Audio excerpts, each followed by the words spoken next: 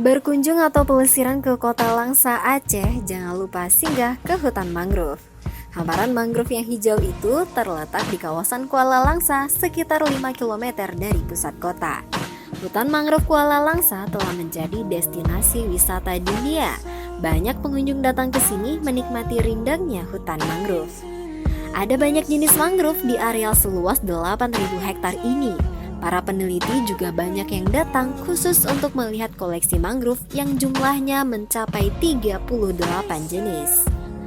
Menyusuri hutan mangrove cukup melelahkan, tetapi itu terbayar dengan panorama alam yang indah.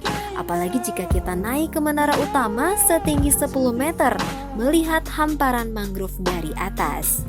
Cukup membayar tiket sebesar Rp5.000, Anda bisa bergerilya sepuasnya dalam hutan mangrove sambil sesekali ditemani kera-kera jinak yang bergelantungan di atas pohon. Ayo ke Langsa, abadikan momen terbaikmu di hutan mangrove.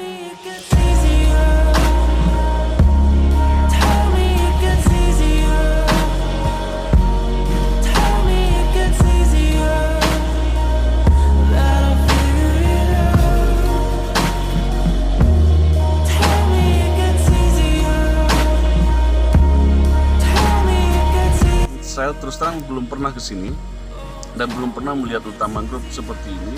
Suatu hal yang paling menyenangkan, apalagi di pinggir laut, di pinggir pantai, udaranya sangat segar, panas tapi segar karena ada hutan ini.